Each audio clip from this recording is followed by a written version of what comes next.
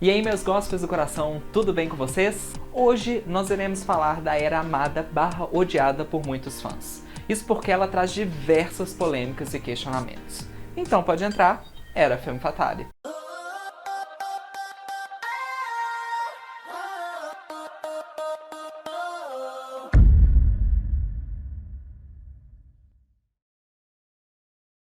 Não se esqueçam de curtir, compartilhar e ativar o sininho para que sempre que sair vídeo novo, você ficar sabendo. E tem também a meta de 1000 likes pro próximo vídeo da era Britney Jean sair, hein? Poste nos stories você ouvindo sua música favorita do Femme Fatale, pra gente divulgar o Inário lá também, viu? E claro, sem mais delongas, roda a vinheta.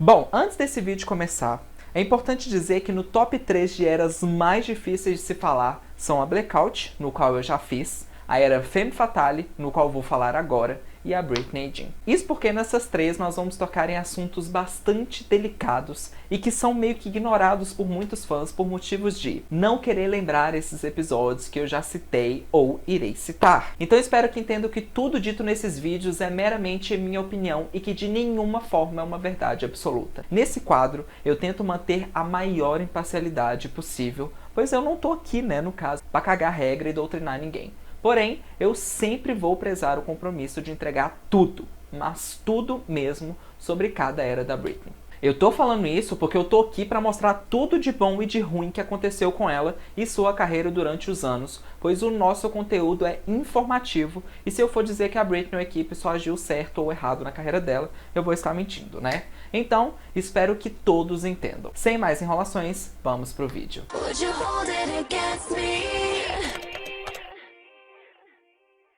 Bom, no final de 2009, Britney foi vista saindo várias vezes com seu até então agente Jason Trawick. Pra quem não sabe, foi ele quem esteve ao lado do empresário da Britney, Larry Rudolph, para limpar a imagem dela outrora manchada na mídia pelo seu colapso mental em 2007. Pois bem, os dois começaram a namorar, mas essa relação sempre foi meio que estranha, sabe? A começar pela idade dele, que é uma década mais velha que a Britney.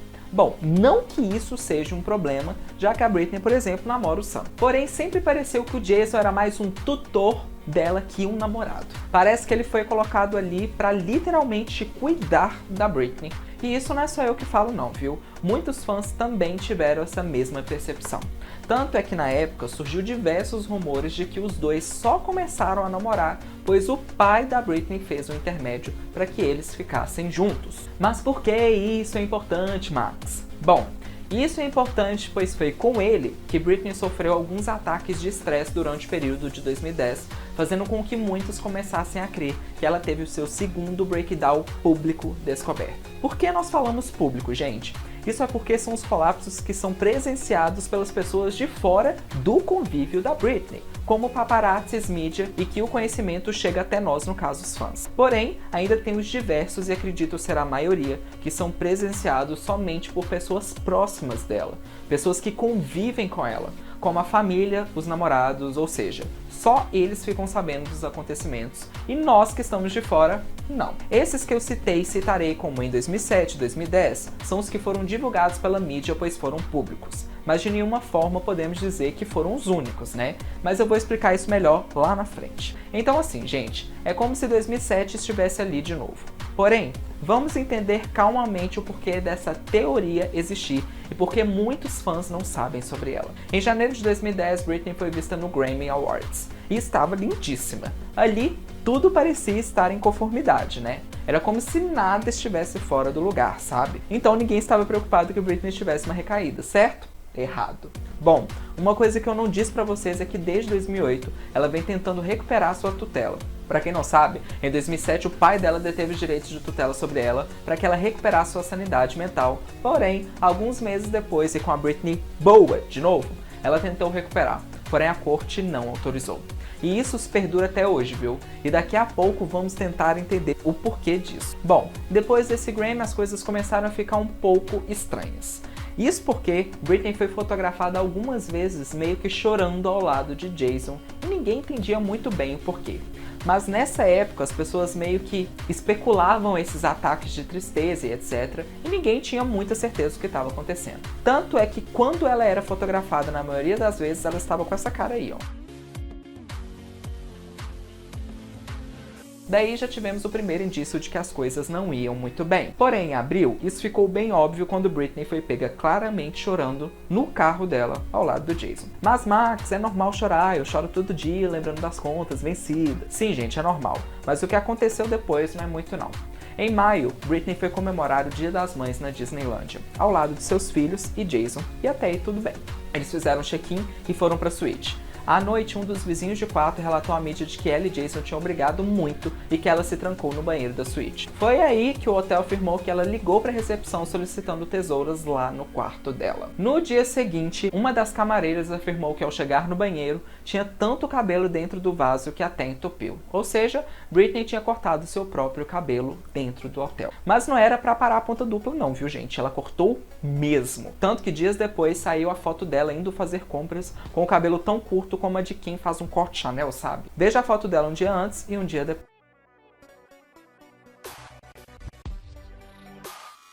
E a gente lembra muito bem a última vez que a Britney mudou seu cabelo drasticamente, né? Esse era um indício total de que ela não estava bem. Mas se ainda isso não te convenceu, senta que ainda tem mais. Depois desse episódio, apenas 2 meses depois, em julho, Britney foi vista deixando o Starbucks de maneira muito estranha. Ela estava toda bagunçada e com o cabelo bem danificado.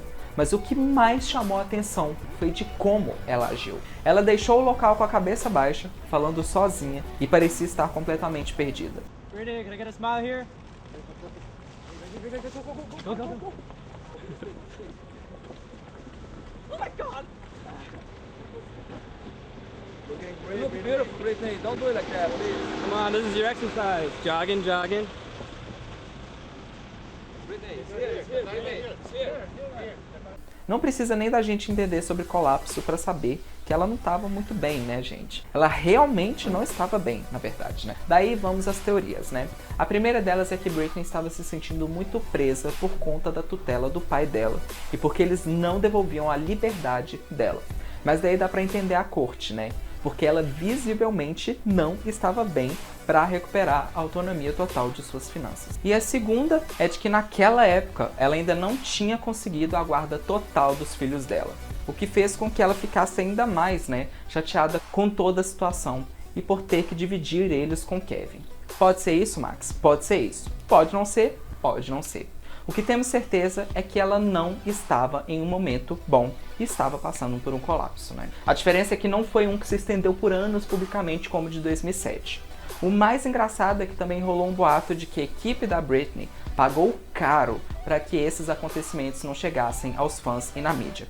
Tanto que diversos sites que noticiaram esses distúrbios que ela teve na época ou foram apagados ou tiveram suas postagens excluídas. É sério, gente, é muito difícil pesquisar sobre essas aparições da Britney em 2010. É claro que um site ou dois vão ter as informações, mas os outros milhares não se encontram mais. Mas, enfim. Depois disso, ela ficou alguns meses sumida, até que então foi ao ar em setembro de 2010, a participação especial dela na série Glee. O episódio trazia Britney como professora e líder de torcida da escola, enquanto as personagens Britney, Santana, Rachel e Archie faziam performances de suas músicas enquanto eram anestesiados em uma consulta ao dentista. O episódio detém o recorde de mais visto de todas as 6 temporadas do programa, com mais de 13 milhões de telespectadores. Em abril de 2011, ela também participou de um episódio especial do filme Jackass, onde ela supostamente é colocada em um banheiro que é levada por um guindaste.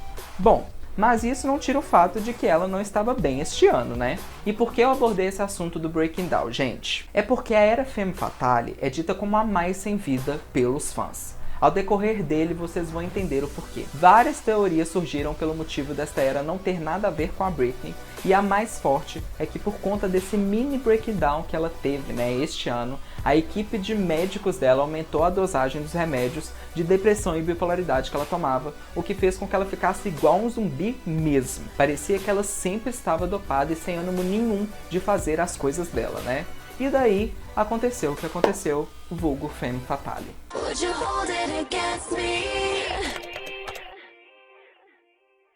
No final de 2009, a Britney afirmou em entrevista que estava trabalhando com Max Martin para seu próximo álbum, no qual foi composto e gravado em 2 anos. Femme Fatale teve como produção executiva o produtor Dr. Luke e também Martin, no qual seguiram com a produção toda do projeto. Em julho de 2010, durante uma entrevista concedida à revista Wrap Up, Dendia comentou que estava trabalhando com Spears na pré-produção de Femme Fatale. Dark Shield, que também estaria trabalhando com ela, disse em uma sessão feita na Ustream em agosto de 2010 que os fãs de Britney ficariam felizes nas próximas semanas, dando a entender o lançamento de novas canções. Entretanto, isso foi negado por Adam Lambert, que é o empresário da Britney na época, onde ele afirmou: "Não há notícias sobre as novas músicas dela agora. Gostaria que as pessoas não enganassem vocês com informações erradas. Os caras que estão realmente trabalhando no próximo álbum de Britney não estão falando essas coisas." Ou seja, meio que o Adam desmentiu os 2 produtores, dizendo ainda que eles não faziam parte do projeto.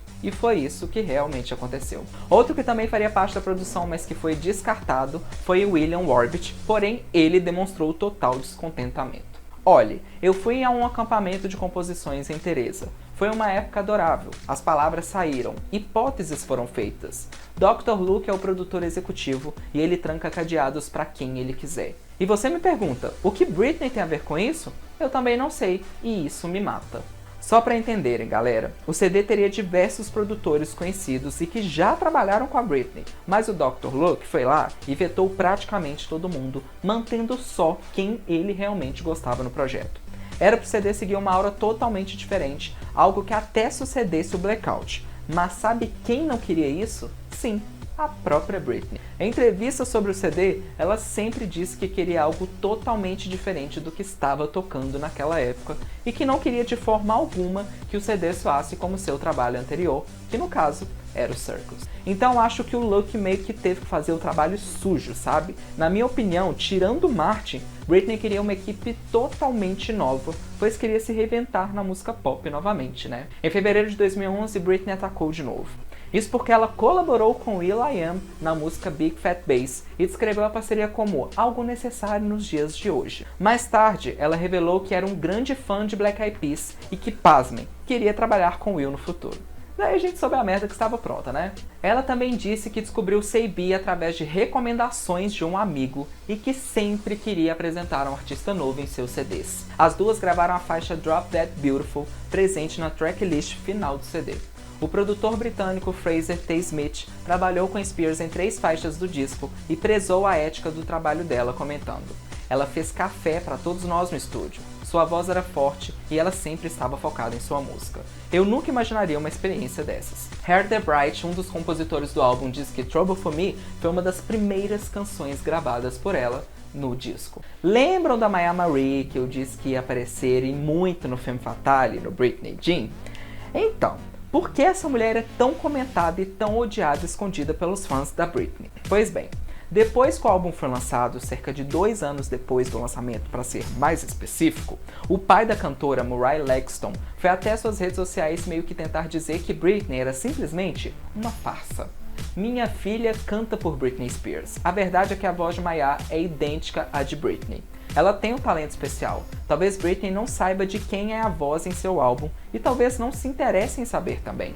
Talvez ela só venha ao estúdio, grave e não se importe. Eles não querem que Maya conheça Britney. Eles fazem minha filha entrar no estúdio por uma porta traseira para evitar um confronto." Além de tudo isso, segundo o mesmo, Marie é quem cantou 7 das 12 canções do álbum Femme Fatale, fornecendo os vocais sem o conhecimento de Britney. E ele estava quase certo, levando em consideração que Maya não é acreditada como lead vocal, primeira voz, nas músicas, e sim como backing vocal ou vocal de apoio. Para quem não sabe, ela deu sua voz nos vocais de apoio nas músicas Shield or the Ends, Hold It Against Me, Inside Out, Drop Dead Beautiful, Trouble For Me, Gasoline e He About To Lose Me. Mas ele tá certo quando diz que a voz das duas são parecidas, porque são mesmo. A diferença é que a voz da Britney é um pouco mais grave, enquanto a de Maya é mais aguda. Vamos deixar algumas coisas claras aqui. Essa história que a Maya cantou pela Britney no Femme Fatale é puramente falácia do pai dela. Levando em consideração de que Britney esteve no estúdio para gravar todas as músicas que entraram no CD. Porém, é muito estranho a equipe dela, né, contratar uma backing vocal que tem a mesma identidade vocal que ela tem. Não que eu ache isso errado, eu só acho estranho porque a Britney nunca precisou disso. Por isso que o Femme Fatale pra mim é um dos discos que menos tem a Britney presente. Não porque ela não se envolveu no CD, porque ela se envolveu e muito. A maioria das decisões foram decretadas por ela. E sim, que ela parecia não estar querendo fazer ele naquele momento específico. Pode ser que aquele breakdown de 2010 se estendeu por muito tempo e ela simplesmente quis se desligar do trabalho mesmo, gente. Fazendo com que a produção do CD ficasse que meio que pelas coxas. Mas, como tudo era questão de contrato, infelizmente ela meio que foi obrigada a fazer. Que eu acho que é o mesmo caso do Britney Jean, mas isso é para o vídeo que vai vir, né? Então depois a gente comenta disso. A Maya, gente, ficou muito chateada com o que o pai dela disse. E também foi nas suas redes sociais para dar a sua versão da história e defendeu a Britney. Sou grata pela oportunidade de fornecer backing vocals para um pequeno número de canções do mais recente álbum de Britney Spears. Não posso levar o crédito por seu enorme talento como cantora. Ela é uma verdadeira lenda viva, com uma reputação de excelência em todos os aspectos de sua arte. Ela é meu ídolo, e eu não tenho nada a não ser um grande respeito e admiração por ela. Ou seja, gente, ela só foi backing vocal do CD, o que é algo normal. Então esse pai dela aí provavelmente fumou um ou queria apenas aparecer, né, pra descolar uns trocados com a mídia e etc. Mas enfim. Bom, espero que tenha entendido essa história, mas não deem ela como encerrada, tá? Pois na era Britney Jean, como eu disse, as coisas ainda ficam um pouquinho pior. Tirando essas coisas turbulentas, no dia 2 de dezembro de 2010, dia do aniversário da Britney, ela agradeceu os fãs pelo Twitter pelos desejos de parabéns, né? E anunciou seu próximo trabalho dizendo: "Eu entreguei meu coração e minha alma neste álbum nos últimos 2 anos. Nele, eu coloquei tudo que eu tenho. Esse álbum é pra vocês, meus fãs, que sempre me apoiaram e que ficaram torcendo por mim a cada passo do meu caminho. Eu amo todos vocês. Sensual e forte, perigoso e ainda misterioso, legal mas confiante, assim será Femme Fatale." Em 2 de fevereiro de 2011, Spears revelou o título do álbum através de sua conta no Twitter, divulgando também a capa do CD. Após o anúncio, o título do projeto tornou-se um dos assuntos mais comentados na rede social, tornando-se o assunto com a 10ª maior duração da história do Twitter, bem como a primeira e mais duradoura hashtag relacionada à música a estar na lista dos 10 assuntos mais comentados do Twitter, desde a sua criação, né, no caso. Com isso, Britney comentou: "Não posso acreditar que Femme Fatale foi assunto durante 6 dias. Pessoal, vocês são a minha motivação de todos os dias. Amo todos vocês." O 7º disco de Britney Spears, Femme Fatale, foi lançado no dia 25 de março de 2011. Comercialmente, o disco se saiu bastante bem, estreando no topo de países como Austrália, Brasil, Canadá, México e Estados Unidos. O álbum estreou em primeiro na Hot 200, vendendo o equivalente a 278 mil cópias na primeira semana somente em solo americano, e até os dias atuais, 1,7 milhões de cópias foram comercializadas no mundo todo. Sua setlist ficou assim: Two Door Dance, Hold It Against Me, Inside Out, I Wanna Go, How I Ho, Drop That Beautiful, See You With A Kiss, Big Fat Bass, Trouble For Me, Trip To Your Heart, Gasoline e Criminal.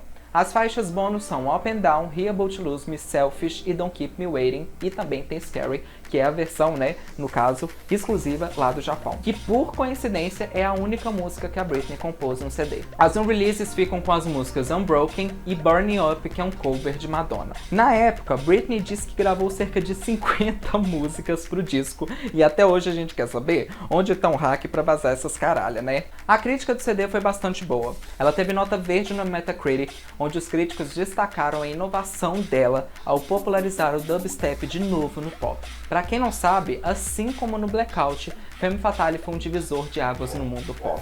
Isso porque ambos os álbuns lançaram tendências ao decorrer dos anos, né, em que eles foram lançados. E envelheceram extremamente bem, viu? Tanto que se você ouvir eles nos dias de hoje, ainda assim eles vão parecer frescos. Eu amo a coesão que o Femme Fatale tem. Ele é tão redondinho, sabe? Inclusive até baladas como Inside Out e About to Lose Me fazem conexão com hits dance como I Wanna Go e To The Dance. Então acho que ele é muito especial por isso. Mas também teve o lado negativo, onde os críticos detestaram o excesso de autotune nas faixas. Mas, no geral, ainda assim é um álbum aclamado. Pra mim, esse álbum deveria ser todo visual, porque pra mim todas as músicas tinham potencial pra se tornar singles, né?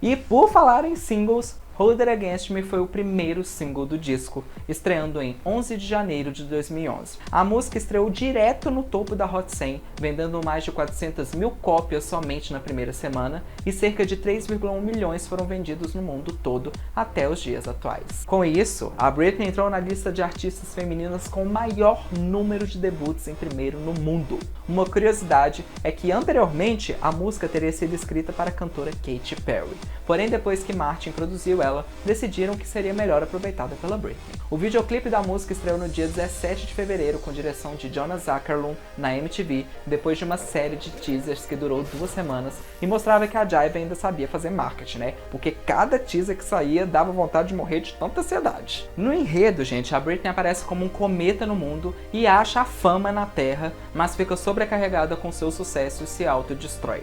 Tem um vídeo meu que conta a história completa desse clipe, que é simplesmente fantástico. Então quem tiver interesse, basta clicar no cardzinho aqui acima. Two Door The Ends foi lançado como segundo single do álbum em 4 de março. Estreou no top 3 da Hot 100 e foi o maior sucesso do álbum em quesito vendas, tendo contabilizado 3 discos de platina só nos Estados Unidos e mais de 4,5 milhões de cópias foram vendidas no mundo todo. O mais bacana é que a música foi composta pela cantora Kesha, que mais tarde ressaltou: "Eu me considero uma compositora antes e acima de qualquer outra coisa. Então, é uma honra compor para um dos maiores ícones da música pop." Um remix da música com a própria Kesha e a rapper Nicki Minaj foi lançado um tempo depois, né? O que ajudou ainda mais a música nos charts, já que foi muito bem aceito pelo público em geral, né? Seu videoclipe foi lançado no dia 6 de abril com direção de Ray Kay na plataforma Vevo. E no enredo, Britney vive um mundo apocalíptico, onde mostra que se algum dia o mundo acabar, a única coisa que você deve fazer é ir pro esgoto da sua cidade e ficar dançando lá com suas amigas Pox, né, amores? Uma versão dance do vídeo também foi disponibilizada e está disponível no canal oficial dela no YouTube. O terceiro single ficou com a música Wanna Go, que foi lançada no dia 13 de maio. O single também foi um enorme sucesso, tendo vendido cerca de 3 milhões de cópias no mundo todo e pegando o top 10 na Hot 100. Com isso, o Femme Fatale se tornou o primeiro e único CD de Britney a ter 3 singles tendo pique no top 10 da tabela da Billboard. Seu videoclipe foi dirigido por Chris Mars-Pilheiro e foi lançado no dia 22 de junho. No enredo, a Britney foge de uma comitiva de imprensa e descobre que está sendo perseguida por paparazzis que, na verdade, são robôs. No final, ela foge com até então seu par romântico no vídeo e descobre que ele também é um robô. Depois disso acontecer, ela acorda e tudo parece ser um sonho. O ciclo de singles se encerrou com Criminal e o fim do contrato de Britney com a Jive Records. A gravadora que esteve com ela desde Baby One More Time migrou para a até então atual gravadora de Spears, a RCA Records. No mês antes do lançamento, Britney fez uma pesquisa no Facebook para saber qual seria o próximo single da era. As escolhas eram entre Criminal, Drop Dead Beautiful e Inside Out. Como sabemos, Criminal foi o mais votado e se tornou o single oficial do CD. Foi lançado no dia 28 de agosto e foi muito mal em vendas, tendo sido vendido equivalente a 700 mil cópias e teve pico no top 60 da Hot 100. Mas o que foi de flop no mundo foi hit aqui no Brasil, amores. Gente, o tanto que essa música tocou aqui não foi brincadeira não, viu? Foi número 1 nas principais rádios do país e foi hino das malandrinhas que os namorados eram bandido. Amo, gente. Mentira, gente. Se souber que seu namorado rouba, sai correndo, viu? Seu clipe também foi dirigido por Chris Mars-Pilheiro, estreou no dia 20 de outubro e foi filmado em Stoke-Newington, não sei se é isso, que é um distrito lá em Londres. Políticos londrinos criticaram o vídeo devido ao uso de armas no clipe. Naquela época estava em crescente o número de crimes à mão armada na cidade. E o que a Britney fez? Um clipe onde ela conhece um criminoso interpretado pelo seu namorado, que até então na época era o Jason Trawick, que ajuda ela a assaltar o mercado. E no final, depois dos dois tomarem uns 400 tiros na cara, eles saem ilesos, olha que legal. Aí não dá pra te defender, né, Britney? Mas fora isso, é meu clipe favorito, tem um roteiro e produção maravilhosa, e por isso eu vou defender sempre sim. Quem não gostou, gente, vai lá ouvir Soda Pop no repeat 100 vezes, viu?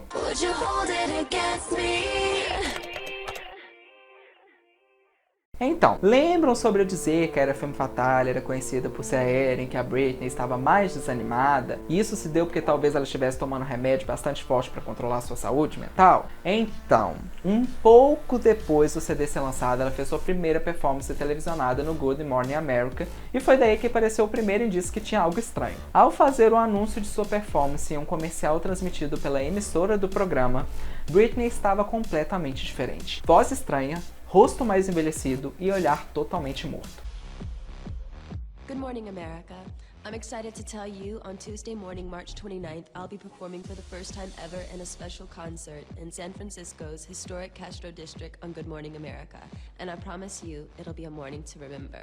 See you soon. Would you hold it again? Porém, ainda assim os fãs não tinham noção de como ela realmente estava, até que chegou o dia da performance. Em março de 2011, ela se apresentou como dito no GMA as músicas Hold It Against Me, Big Fat Bass e Till the Ends. A performance, apesar de ser bem produzida, foi bem fraca, gente. Britney estava literalmente dançando como uma pessoa amadora, pra todo lado que ia andar era devagar e muitas vezes o dançarino tinha que conduzir ela.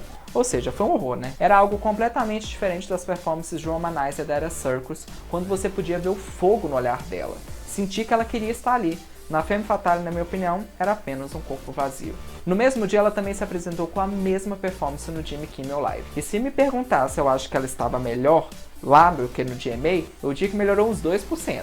Um mês depois, em abril, ela lançou um mini documentário, I Am the Femme Fatale, e nele mostrava os bastidores de clipes como Till the Ends, ensaios para sua até então nova turnê e os melhores momentos das performances no GMA e Jimmy Kimmel. Outra evidência de que Britney não estava bem eram as entrevistas. É sério, gente. Ela deu diversas entrevistas nessa era e você pode contar nos dedos as legais. Na maioria, a Britney dava respostas monótonas como sim, não, além de estar com uma cara que tinha acabado de acordar e ir pro lado da entrevista, sabe? Como eu disse, parecia que tinham literalmente substituído a Britney. Em maio, ela fez a última divulgação do CD no BMA 2011, onde apresentou a música Till the Ends ao lado da rapper Nicki Minaj, além de fazer uma performance mega fofa ao lado de Rihanna com seu hit number 1, S.A.M., parceria dela e da Britney que foi lançada no ano. Duas coisas legais nessa performance. Primeiro, a reação do público ao ver a Britney entrando no palco para performar com a Rihanna, né?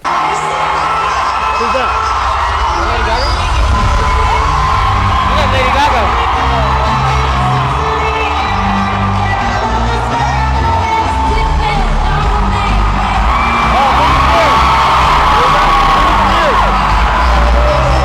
E segundo, no final da performance as pessoas começaram a aplaudir as duas, porém a Britney é tão fofa, mas tão fofa, que se afastou do centro do palco, deixando apenas a Rihanna lá, para receber sozinha a histeria da plateia. Não existe um ser igual a Britney não, gente.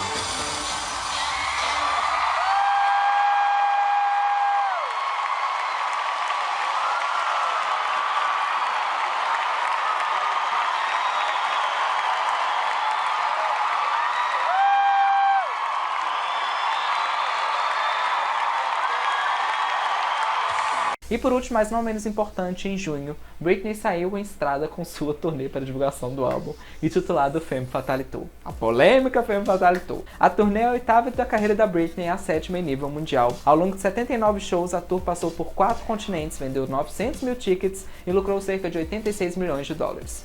O espetáculo era dividido em 5 atos e retratava Britney como uma agente secreta que era perseguida por um stalker. No final, ele é surpreendido já que ela consegue prendê-lo, se tornando para ele, então, a mulher fatal, né? O show já criou controvérsia logo no início, já que o ato de abertura seria o cantor Henrique Iglesias, porém o mesmo cancelou sua participação horas depois do anúncio. Fontes próximas informaram de que ele tinha desistido do show logo depois de que viu que Britney foi anunciada como ato principal. Ou seja, ele achou que a turnê seria em conjunto, porém no final descobriu que era apenas um concerto exclusivo da Britney. Eu não entendi muito bem esse Henrique não, né? Mas pra mim ela é bem inocente de achar que a Britney ia entrar em turnê conjunta com ele. Mas enfim, logo após o cancelamento dele, Nicki Minaj foi apresentada como ato de abertura oficial da turnê. A setlist da tour ficou com as seguintes músicas: Hold It Against Me, Up and Down, Tree, Piece of Me, Big Fat Bass, How I Ho, Lace and Leather, If You Seek Me, Gimme More, Drop That Beautiful, Boys, Don't Let Me Be the Last to Know, Baby One More Time, S.A.M., Trouble For Me, I'm Slave For You, I Wanna Go, Womanizer, Toxic e Till the Ends. Em alguns shows, Britney adicionou a música He About to Lose Me e Burning Up, no qual, como eu disse, é um cover da cantora Madonna. Algumas curiosidades. A música Oops, I Did It Again chegou a ser ensaiada pra turnê, mas de última hora ficou fora da setlist original, sabe-se lá por quê. Em novembro, Britney veio pela segunda vez ao Brasil para se apresentar, porém dessa vez com show solo. As apresentações ocorreram nos dias 11 de fevereiro no Rio, de janeiro, e 18 em São Paulo. No show do Rio, em uma parte da apresentação, a Britney faz um lap dance com um fã que é escolhido na plateia. Porém, a lindeza desse fã escolhido tentou dar umas mordidinhas nas coxas da Britney, o que fez com que ela se assustasse por um instante, no caso, e foi um dos momentos mais engraçados que a turnê teve.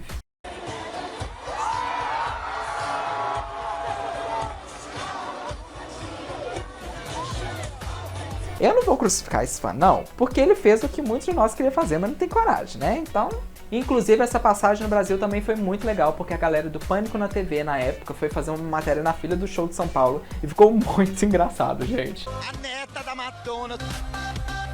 O povo tá muito animado, gente. Quantos anos você tem, menina? 18. Seu pai te viu sair com essa roupa de... Não viu. É uma roupa de Simonino pra prisão visitar o marido, gente. Quantos anos? 20. Virgem? Não. A Britney era virgem, gata. Tá na cara que ele queria estar no show do Catinguelê. I wanna go, now. It's taking out my freak to... Vocês são amiga. Gente, é show da Britney. Lembram do barraco que teve no México lá em 2002 com a turnê Dream, que deixou a Britney mega manchada no país? Então, eu acho que a equipe dela meio que quis encerrar esse assunto e ela fez um show gratuito, gente, lá na cidade do México, onde reuniu mais de 80 mil pessoas. Rainha mexicana faz assim, né? Você quer RBD? Tirando essas coisas, vamos pro lado triste agora, né? A turnê é considerada pelos fãs e pela crítica o pior desempenho da Britney. Coreografia simples, Britney parecia um zumbi no palco, tadinha. Sem falar que ela foi criticada por estar acima do peso. Não que isso seja um problema, mas é que ela sempre foi vista com um corpo fit e tal. E quando ela apareceu assim, mais inchada, o pessoal achou meio ruim. Ainda mais que ela estava, né, com esse duvidoso desempenho no palco. Não tivesse problema ela estar com o corpo assim também, porque o corpo é dela e ela faz o que quiser, militei. Tudo isso acarretou para essa turnê meio que ter virado uma chacotinha entre os fãs, sabe? Mas ela também tem os seus pontos positivos, né? Na minha opinião, é a tour que tem a melhor setlist e remixes. Sem contar naquele bloco egípcio, que é simplesmente fantástico. Então não dá pra dizer que o show, tipo, é todo ruim, sabe? Na verdade, o show é ótimo. Aliás, tudo estava ótimo, né? O palco estava bom, setlist, produção, iluminação, tudo estava bom. Tudo estava bom mesmo, menos a Britney. Aí não adianta, né? Pra piorar ainda mais um pouquinho a situação, a equipe da Britney tem a brilhante ideia de lançar um DVD desse show. Gente, que porcaria de DVD foi esse que eles lançaram? Corte de câmera todo cagado, o áudio péssimo, menu e arte da capa pobre, sem contar que a equipe que criou o DVD é tão incompetente que até o nome das músicas da Britney eles erraram. Aí eu te pergunto, deixou de lançar um DVD do Inari, que foi a turnê Circus, pra lançar isso aí? Era melhor não ter lançado, era nada, né, gente? Na boa mesmo, podre. Mas, para encerrar o ciclo da era Femme Fatale com chave de ouro, Britney também foi bastante homenageada. Isso porque ela ganhou das mãos de ninguém menos que Lady Gaga o prêmio Vanguard do Michael Jackson. Esse prêmio é dado pela MTV para a persona no qual tem a importância significativa com seus videoclipes, que contribuíram e lançaram tendências com os mesmos. A Gaga foi mega fofa no discurso de entrega dela, dizendo coisas como: I used to perform in open mic nights for free in small clubs in New York. One of my biggest inspirations was Britney Spears. She's a pop music legend, and the industry would not be the same without her. Ladies and gentlemen, the 2011 recipient of the Michael Jackson Video Vanguard Award, the incomparable Miss Britney Spears! Muito rainhas, né? Depois disso, a Britney recebeu um tributo da premiação, onde várias criancinhas dançaram um mega mix, né, de seus maiores sucessos. Mas não para por aí, ela também ganhou o prêmio de melhor clipe pop por Till the World Ends e foi bem legal ver o quão emocionada ela ficou, porque parecia que meio que ela não estava acreditando que ia ganhar, sabe? And the VMA for Best Pop Video goes to Britney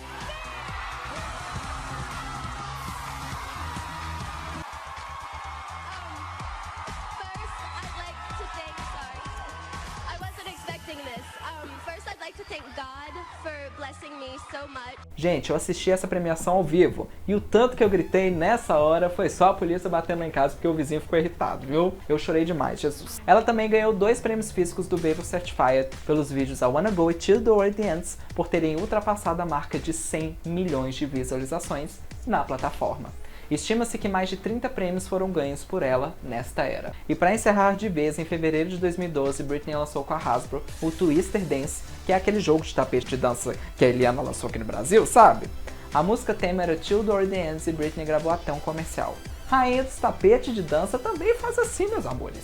E assim se encerra a era Femme Fatale. É importante, né, a gente pensar que apesar de tudo, Britney fez tudo que uma era pede. Teve CD, clipe, turnê, performance em premiações e tudo, gente. Mas era nítido de que ela não queria estar ali.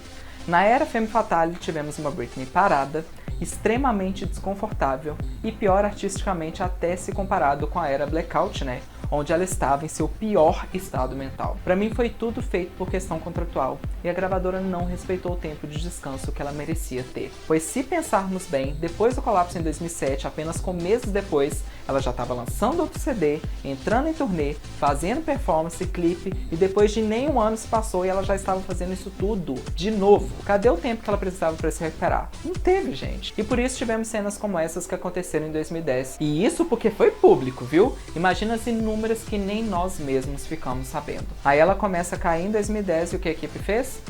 Aumenta os remédios dela aí e coloca ela pra fazer as coisas. E o resultado disso, a gente sabe muito bem, né? Então vamos ter mais empatia pelo trabalho da Britney, já cansei de falar isso. E respeitar suas decisões, porque no final, gente, isso reflete demais nos projetos. E vimos isso na era Femme Fatale. Não adianta ter disco e single mega vendidos, músicas tocando na rádio escambau, se o artista não estiver bem, não vai adiantar nada. Ou vocês vão me falar que a Britney da era Femme Fatale é um texto que foi na era Circles ou até mesmo Glory. Eu nem comparo com a era In The Zone porque eu seria bem desleal, né? Mas tirando tudo isso, foi uma era que pra mim trouxe os melhores videoclipes da Britney e é o álbum com a tracklist mais coesa e que tem músicas que sempre vão marcar nossas vidas, como no meu caso, Inside Out e Up and Down, por exemplo. Não é uma era que eu me orgulho como fã, né? Mas eu sei que a Britney tentou o seu máximo e por isso sempre temos que apoiá-la.